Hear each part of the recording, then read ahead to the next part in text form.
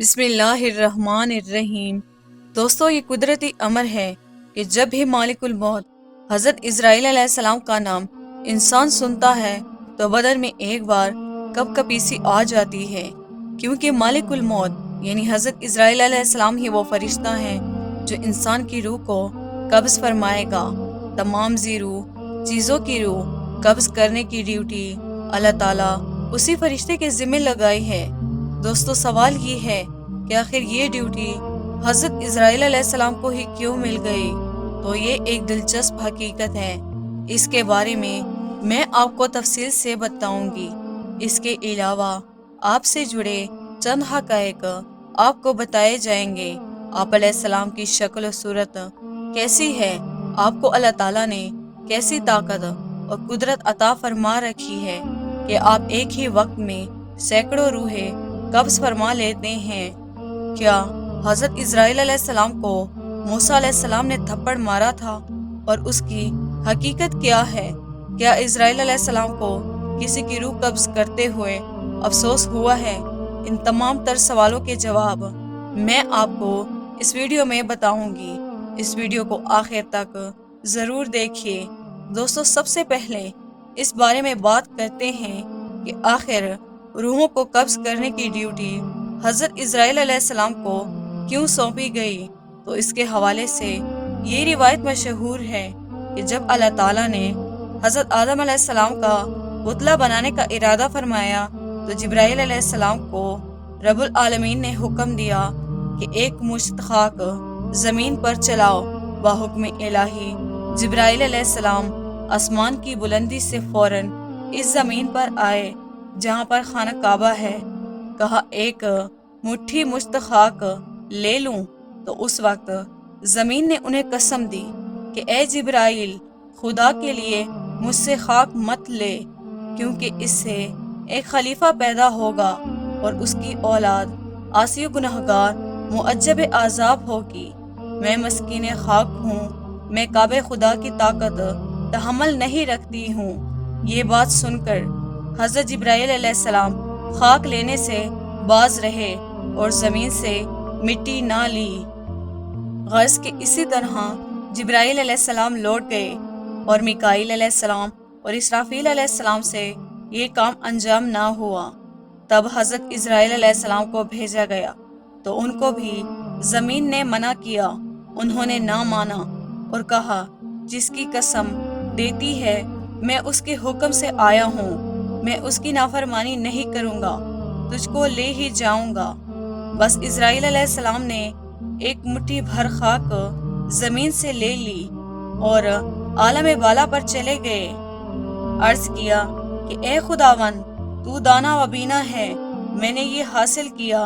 تب اللہ تعالیٰ نے فرمایا، اے اسرائیل علیہ السلام، میں اس خاک سے زمین پر ایک خلیفہ پیدا کروں گا اور اس کی جان قبض کرنے کے لیے تجھ کو ہی مقرر کروں گا۔ حضرت اسرائیل علیہ السلام نے معذرت کی کہ یا رب، تیرے بندے مجھے دشمن جانیں گے اور گالیاں دیں گے۔ اللہ تعالیٰ نے فرمایا، اے اسرائیل، تو غم مت کر، میں خالق مخلوقات ہوں، ہر ایک کی موت کا سبب بنا دیتا ہوں اور ہر ایک شخص اپنے اپنے مرض میں گرفتار رہے گا۔ تب دشمن تجھ کو کوئی نہ جانے گا، کسی کو درد میں مبتلا کروں گا، کسی کو تابت میں اور کسی کو پانی میں غرق کروں گا۔ دوستو، اس حوالے سے حضرت ابو ہریرہ رضی اللہ تعالیٰ عنہ نے روایت کیا کہ جب اللہ تعالیٰ نے حضرت آدم علیہ السلام کو پیدا فرمانے کا ارادہ کیا تو حضرت جبرائیل علیہ السلام کو زمین سے کچھ مٹی لانے کو کہا گیا۔ حضرت جبرائیل علیہ السلام مٹی لینے گئے تو زمین نے جبرائیل علیہ السلام سے کہا، میں تجھے اس ذات کی قسم دیتی ہوں جس نے تجھے میرے پاس بھیجا، تم یہ مٹی نہ لے کر جاؤ۔ اس مٹی سے جو انسان بنے گا وہ فساد پھیلائے گا، وہ خون بہائے گا، اس کو آگ میں جلنا پڑے گا۔ یہ سن کر جبرائیل علیہ السلام اللہ کی بارگاہ میں پہنچے تو اللہ تعالیٰ نے دریافت کیا کہ مٹی کیوں نہیں لائے؟ تو حضرت جبرائیل علیہ السلام نے جواب دیا کہ اے اللہ، جب اس آپ کی عظمت کا واسطہ دیا تو میں نے اسے چھوڑ دیا۔ تو اللہ تعالیٰ نے حضرت اسرافیل علیہ السلام کو بھیجا، ان کے ساتھ بھی ایسا ہی معاملہ ہوا۔ پھر میکائیل علیہ السلام کو بھیجا، ان کے ساتھ بھی یہی معاملہ ہوا، حتیٰ کہ مالک الموت حضرت اسرائیل علیہ السلام کو بھیجا گیا۔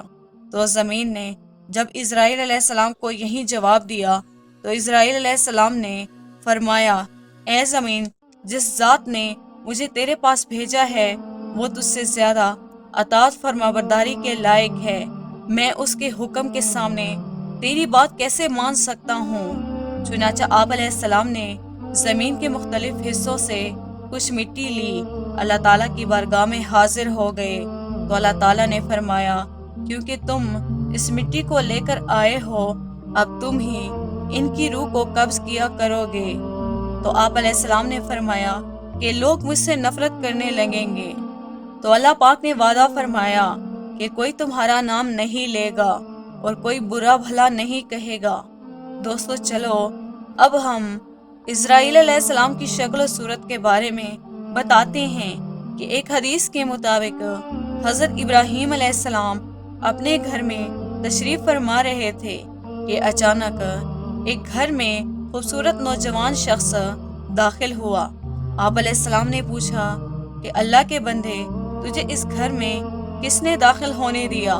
اس نے کہا کہ گھر والے نے۔ آپ علیہ السلام نے فرمایا، بے شک صحابہ خانہ کو پورا اختیار ہے، یہ تو بات بتاؤ تم کون ہو؟ اس نے کہا کہ میں مالک الموت ہوں۔ آپ علیہ السلام نے فرمایا، مجھے تمہاری چند نشانیاں بتائی گئی ہیں، مگر تم میں سے کوئی بھی نشانی نظر نہیں آ رہی۔ تو مالک الموت پیٹھ پھیر لی اور آپ علیہ السلام نے دیکھا کہ ان کے جسم پر آنکھیں ہی آنکھیں نظر آنے لگی اور جسم کا ہر ایک بال نو کی طرح، تیر کی طرح کھڑا تھا۔ حضرت ابراہیم علیہ السلام نے فوراً طاؤس پڑھا اور فرمایا کہ آپ اپنی پہلی شکل پر تشریف لائیں۔ ایک اور روایت میں ہے، جب آپ نے پیٹھ پھیر لی تو وہ شکل نظر آئی جس سے حضرت اسرائیل علیہ السلام پورے لوگوں کی روح قبض کرتے ہیں۔ ابن مسعود، ابن عباس رضی اللہ تعالیٰ عنہ سے روایت ہے کہ حضرت ابراہیم علیہ السلام نے معلوم کیا، اے مالک الموت، آپ مجھ کو شکل دکھائیں جو کفار میں نظر آتے ہیں۔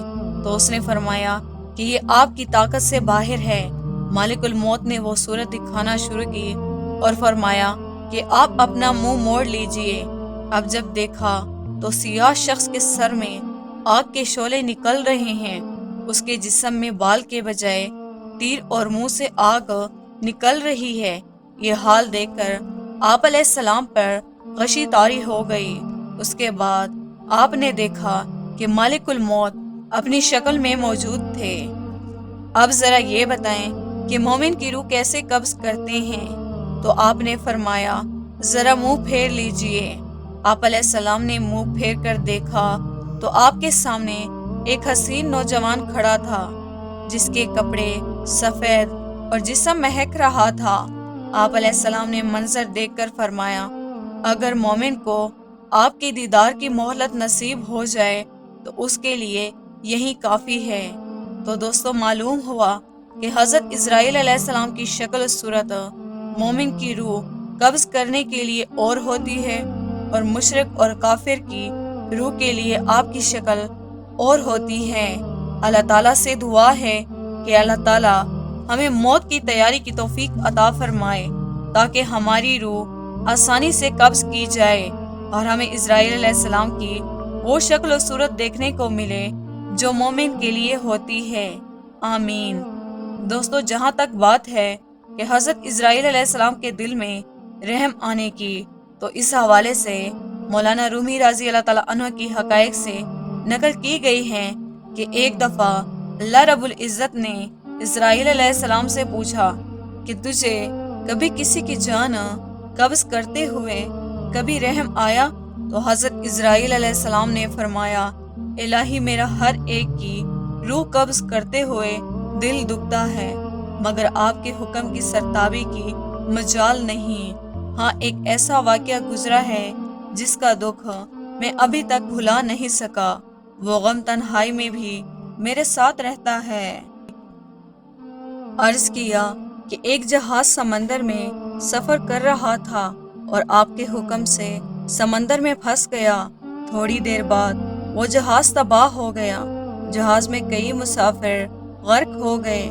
جو مسافر بچے ان میں سے ایک ماں، ایک نواں مولا بچہ جو جہاز کے تختے پر آپ کے رحم کرم سے سمندر کے کنارے کنارے بہے جا رہے تھے۔ تیز ہوا نے ان کو سینکڑوں میل دور سمندر کے کنارے پہنچا دیا۔ میں ماں اور بیٹے کے بچ جانے پر بہت خوش ہوا۔ اسی لمحے آپ کا حکم ہوا کہ ماں کی روح قبض کر لو۔ مولا کریم، میں نے آپ کے حکم کی تعمیل کی۔ یا باری تعالیٰ، آپ خوب جانتے ہیں، یہ حکم پا کر میرا کلیجہ کانپ گیا۔ اور جب میں نے اس شیر خوار بچے کی ماں کو اس سے الگ کیا تو مجھے کس قدر تکلیف پہنچی تھی۔ پھر حکم الہی ہوا، کیا تجھے معلوم نہیں کہ بعد میں وہ بچہ کہاں اور کس طرح پرورش پاتا رہا؟ تو اسرائیل علیہ السلام نے عرض کیا کہ آپ خوب جانتے ہیں، آپ ظاہر اور باطن سب پر عیاں ہیں۔ اللہ رب العزت نے ارشاد فرمایا کہ ہم نے موج سمندر کو حکم دیا کہ ایک لاوارث بچے کو اٹھا کر ساحل پر ڈال دے۔ ساحل کے قریب ایک سرسبز شاداب جزیرہ تھا۔ ہم نے پھولوں کو حکم دیا کہ بچے کے نیچے سیج بچھا دے۔ سورج سے کہا کہ اپنی تیز شعاؤں سے بچے کو محفوظ رکھنا۔ بادل سے کہا کہ بچے پر ذرا فاصلے پر سے برسنا۔ درختوں کی شاخیں خود بخود جھک کر پھل اور ان کا رس ان کے منہ میں ڈالتی تھے۔ جزیرے میں ایک شیرنی ہم نے ذمہ داری لگا دی، وہ روزانہ اس کو دودھ پلاتی۔ شیرنی کے خوف سے بچے کے پاس کوئی جانور نہیں آ سکتا تھا۔ اس جزیرے میں ہم خوشنما اور حسین پرندے بھیجے، وہ ہر وقت چہچہاتے رہتے تاکہ بچے کا دل پریشان نہ ہو۔ ہوا کو حکم دیا کہ اس کے اوپر سے آہستہ آہستہ گزرے تاکہ بچے کو نقصان نہ پہنچے۔ وہ تنہا بیزارو یارو مددگار بچہ پرورش پا کر خوب صحت مند اور بہادر ہو گیا۔ ہم نے اس کے پاؤں میں کبھی کانٹا نہیں چبھنے دیا۔ دنیا کی سب نعمتیں اسے عطا کی۔ ایک بادشاہ شکار کرتے ہوئے باہر آ نکلا۔ وہ خوبصورت اور صحت مند بچے کو دیکھ کر بہت خوش ہوا۔ اسے اٹھا کر اپنے محل میں لے آیا۔ ان کے ہاں اولاد نہ تھی، انہوں نے اسے اپنا بیٹا بنا لیا۔ بادشاہ کی موت کے بعد وہ اکیلا تخت تاج کا مالک بن گیا۔ غرور و تکبر سے ہمارے بندوں پر ظلم کرنے لگا۔ ایسے سرکش نکلا کہ وہ خود ہی خدا بن بیٹھا۔ اپنے بت بنوا کر اسے سجدہ کروانے لگا۔ خاک کا فانی پتلا ہمارے شریک بنا بیٹھا۔ آخر ہم اس کی بہتری کے لیے اپنے خلیل ابراہیم علیہ السلام کو اس کے پاس بھیجا۔ اس نے ہمارے پیارے کو بھی آگ میں پھینک دیا۔ اے اسرائیل علیہ السلام، اس بچے نے میرا کیا شکر ادا کیا۔ وہ بچہ نمرود بن کر اس وقت ایک بڑے ملک کا بادشاہ ہے۔ اس نے میرے خلیل ابراہیم کو آگ لو میں جھونکا ہے اور خدائی کا دعویٰ کر کے لوگوں کو میری راہ سے ہٹاتا ہے اور حکم نہ ماننے والوں کو سخت سزا دیتا ہے۔ اسرائیل علیہ السلام نے عرض کیا، اے مخلوقات کے خالق، میں اس سرکش بچے کی حالت سے بے خبر ہونے کی وجہ سے دل میں خیال اور ملال لاتا رہا۔ آپ کے راز آپ ہی جانتے ہیں۔ دوستو، اب بات کرتے ہیں کہ موسیٰ علیہ السلام کا حضرت اسرائیل علیہ السلام کو تھپڑ مارنے کے بارے میں۔ تو یاد رہے، حدیث پاک میں اسرائیل علیہ السلام کا ایک واقعہ ملتا ہے جو حضرت موسیٰ علیہ السلام کا حضرت اسرائیل علیہ السلام کو تھپڑ مارنے کے حوالے سے ہے۔ حضرت ابو ہریرہ رضی اللہ تعالیٰ عنہ فرماتے ہیں کہ موت کے فرشتے کو حضرت موسیٰ علیہ السلام کے سامنے انسانی صورت میں بھیجا گیا۔ جب وہ فرشتہ آیا تو حضرت موسیٰ علیہ السلام نے اسے تھپڑ مار کر اس کی آنکھ پھوڑ دی۔ وہ اللہ تعالیٰ کے پاس واپس گیا اور عرض کیا کہ اے اللہ، تو نے مجھے ایسے بندے کی طرف بھیجا جو مرنا ہی نہیں چاہتا۔ اللہ تعالیٰ نے اسرائیل علیہ السلام کی آنکھ درست فرما دی اور فرمایا ان کے پاس دوبارہ جاؤ اور انہیں کہو کہ اپنا ہاتھ کسی بیل کی پشت پر رکھے، انہیں ہر بار کی حفظ جو کہ بچے آئے گا اس سال کی زندگی ملے گی۔ سارے کارروائی کے بعد حضرت موسیٰ علیہ السلام نے فرمایا اے میرے رب پھر کیا ہوگا؟ فرمایا پھر موت۔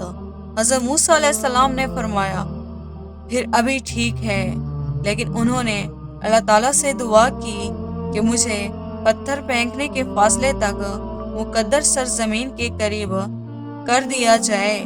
رسول صلی اللہ علیہ وآلہ وسلم نے فرمایا اگر میں وہاں ہوتا تو تمہیں راستے کی ایک جانب سورہ خندق کے ٹیلے کے نیچے ان کی قبر دکھاتا۔ دوستو، اس حقائق کو سننے کے بعد ایک سوال ذہن میں آتا ہے کہ ایسا کیوں ہوا؟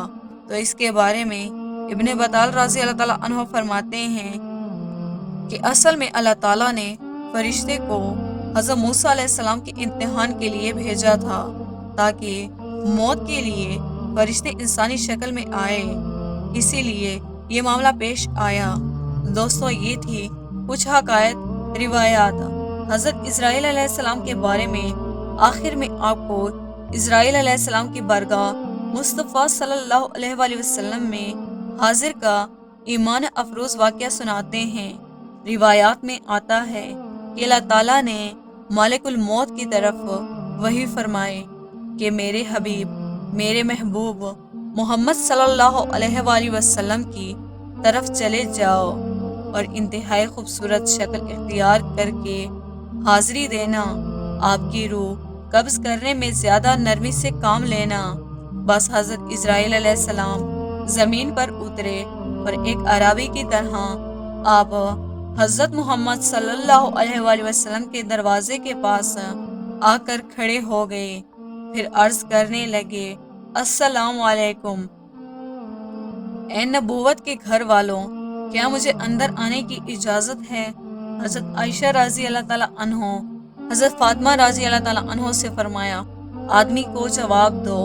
تو حضرت فاطمہ رضی اللہ تعالیٰ عنہ نے فرمایا اے اللہ کے بندے، اللہ تجھے ہر قدم پر اجر عطا فرمائے۔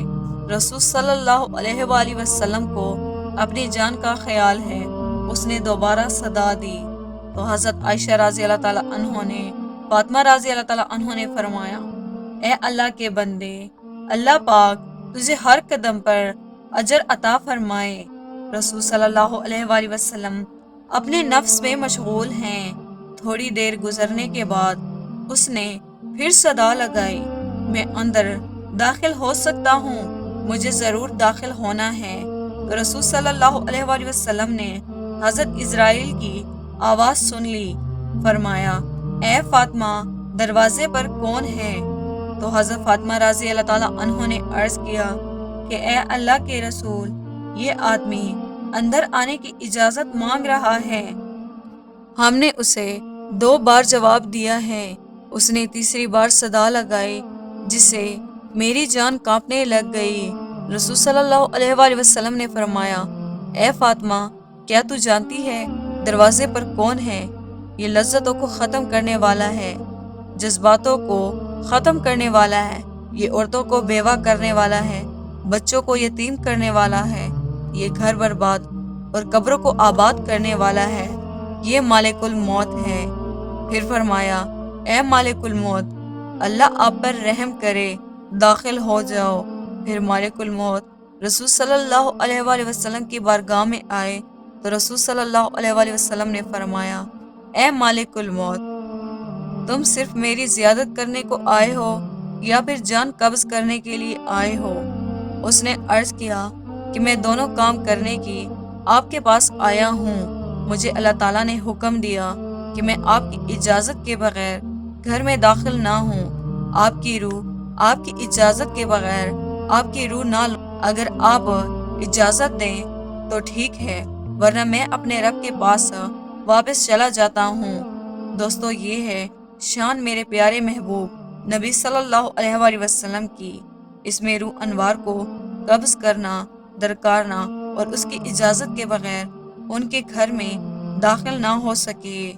حضرت اسرائیل علیہ السلام نے عرض کیا، یا رسول اللہ صلی اللہ علیہ وآلہ وسلم، میں بڑے بڑے بادشاہوں کی روح کھینچتا ہوں، لیکن کسی سے بھی نہیں پوچھتا، کسی سے اجازت نہیں لیتا، لیکن اللہ رب العزت نے حکم دیا کہ میرے محبوب کے گھر جانے کی اجازت لینی ہے اور روح قبض کرنے کی بھی اجازت لینی ہے۔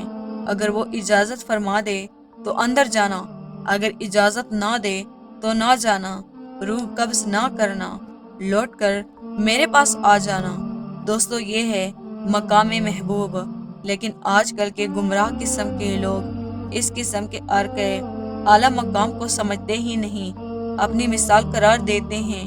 یہ تو وہ ہے جہاں مالک الموت دستہ بدستہ اذن مانگ رہے ہیں کہ میرے رب نے حکم فرمایا، اگر میرے محبوب روح قبض کرنے کا اذن عطا فرما دیں تو ٹھیک ہے، ورنہ غصاخی نہ کرنا اور فوراً لوٹ کے میری بارگاہ میں واپس لوٹ آنا۔ حضور صلی اللہ علیہ وآلہ وسلم کو وہ قاعدہ اختیار دے دیا گیا، اے میرے محبوب، اگر ہمیشہ کی زندگی چاہو تو ہمیشہ زمین کے اوپر چلتے پھرتے رہو، کہو تو میرے پاس آ جاؤ۔ یہ آپ علیہ السلام کی چاہت تھی کہ آپ نے فرمایا کہ اے پروردگار، میں نے صحابہ کو سب کچھ بتا دیا ہے، اب میں رفیق اعلیٰ کو پسند کرتا ہوں۔ یہ اختیار کسی کو نہیں دیا گیا، بعض انبیاء علیہ السلام کو دیا گیا، لیکن محبوب کے جتنا عرصہ چاہو رہ لو، آخر یہاں آنا پڑے گا۔ لیکن رسول صلی اللہ علیہ وآلہ وسلم کو خالق کائنات نے اذن عام دے دیا گیا کہ چاہو تو زمین والی زندگی اختیار کر لو اور چاہو تو میرے پاس آ جاؤ۔ نبی اکرم صلی اللہ علیہ وآلہ وسلم نے اپنے اختیار سے اللہ تعالیٰ کی رفاقت کو پسند فرما دیا۔ حضرت مالک الموت علیہ السلام نے عرض کیا کہ میں آیا تو ضرور ہوں، لیکن میری چاہت تو آپ کی زیارت کرنا ہے، اگر آپ اجازت دیں تو میں روح قبض کر لوں۔